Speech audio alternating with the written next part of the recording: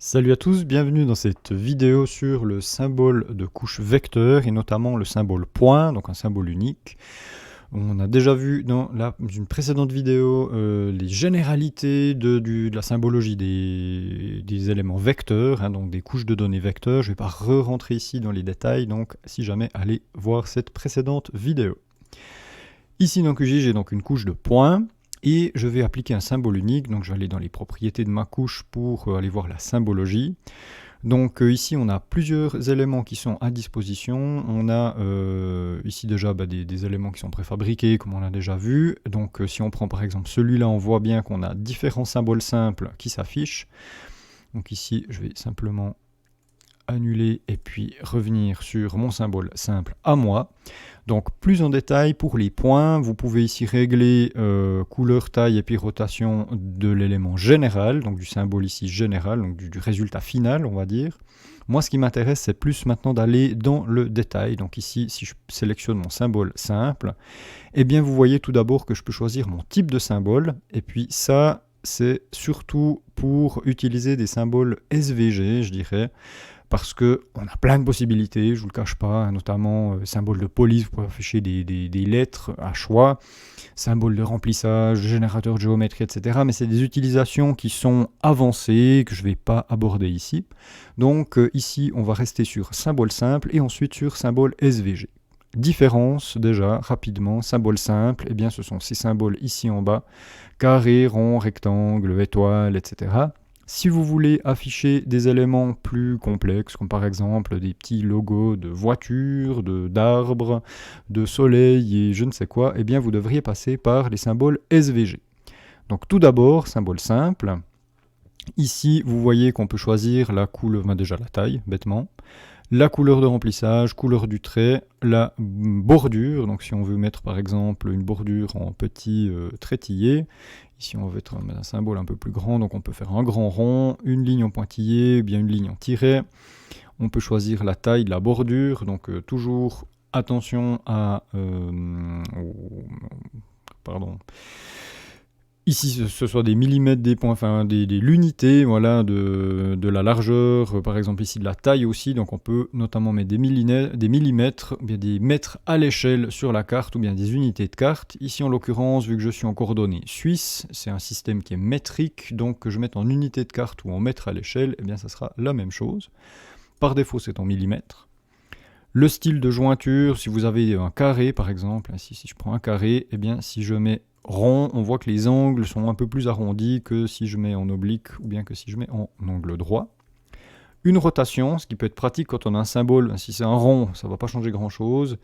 Mais si c'est un carré, eh bien on peut faire tourner le symbole. Le décalage, si vous avez besoin par exemple de dire, ben voilà, je vais décaler un petit peu mon symbole, vous pouvez décaler sur l'axe X et l'axe des Y. Point d'ancrage, vous n'avez pas forcément besoin. Et enfin ici, les différents symboles. Par exemple, ici, je vais mettre un triangle. Chose qui est possible de faire ici en haut, c'est d'ajouter plusieurs symboles. Donc si je mets ici un deuxième, vous voyez qu'on a par défaut un rond rouge qui vient. Donc ici, on a possibilité déjà de pas mal personnaliser le symbole de point. Et puis d'afficher des choses assez sympathiques. Donc ici, on a bien sûr toujours tout la même chose pour chaque entité. Mais on peut déjà faire des choses qui sont relativement complexes, on va dire. Une autre possibilité, vu qu'on est limité avec les symboles que vous avez ici en bas, donc on a déjà une belle panoplie, mais c'est sûr que si on veut afficher par exemple un arbre ou afficher n'importe quel autre symbole, eh bien c'est un petit peu plus compliqué. Enfin, c'est impossible avec ce symbole simple. Donc dans ce cas-là, on va sélectionner ici le symbole simple, et dans la liste, on va aller sur symbole SVG.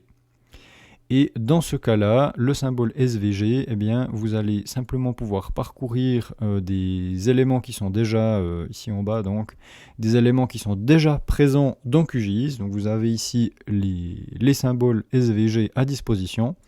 Donc vous voyez qu'il y en a déjà une belle panoplie. Il y a possibilité aussi, vous, d'aller mettre vos symboles SVG dans les paramètres de QGIS, et puis d'utiliser votre propre symbole. Mais vu ce qui est déjà à disposition dans QGIS. On va déjà se contenter de ça, vu qu'il y en a déjà beaucoup, hein, notamment si on prend, ici on a un arbre, une cabane, on a... ouais, il y a déjà largement de quoi faire, hein, si je vous passe rapidement la liste ici. Voilà, il y a déjà pas mal de choses à disposition. Donc certains sont grisés et puis d'autres sont en noir assez foncé simplement parce qu'il y en a une première série où on peut changer la couleur de remplissage et le fond, tandis que d'autres pas.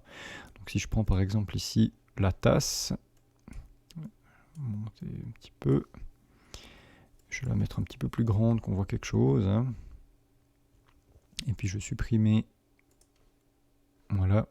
Donc ici on voit que la tasse on peut changer sans problème la couleur de remplissage,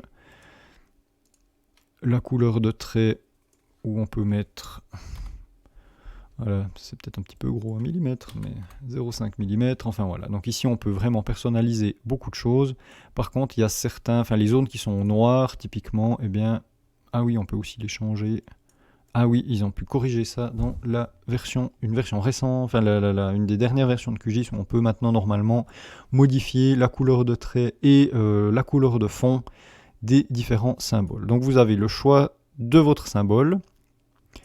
Par exemple celui-là, voilà, celui-là on ne peut pas parce que les couleurs étaient déjà définies, donc le rouge et le bleu, ici vous n'avez pas le... Voilà, c'est désactivé, donc il y a certains symboles, c'est effectivement ça, certains symboles où les couleurs sont déjà définies et puis on ne peut pas les modifier. Donc si vous avez ici les couleurs de traits qui sont grisées, c'est simplement que c'est impossible de changer. Mais sinon, pour la plupart des symboles, eh bien, vous pouvez changer. Là, de nouveau, un plein de propriétés que vous pouvez éditer, couleur, taille, etc., etc. Donc, un petit peu comme le symbole simple, simplement que le symbole SVG, eh bien, il est beaucoup plus... enfin, voilà, vous avez vraiment la possibilité d'utiliser beaucoup plus de symboles. Et puis, si jamais vous voulez vraiment importer votre propre symbole SVG, eh bien vous pouvez ici cliquer sur parcourir et puis aller chercher votre propre symbole pour l'importer dans QGIS. Voilà. Donc avec ces éléments de base ici que sont le symbole simple et puis le symbole SVG, vous avez déjà une large possibilité de personnaliser les symboles de vos points. Encore très rapidement, juste le symbole de police, où là vous pouvez choisir la police que vous souhaitez, et puis enfin ici dessous, sélectionner l'élément que vous voulez afficher. Ça peut rendre service des fois, mais ce n'est pas forcément le plus utilisé.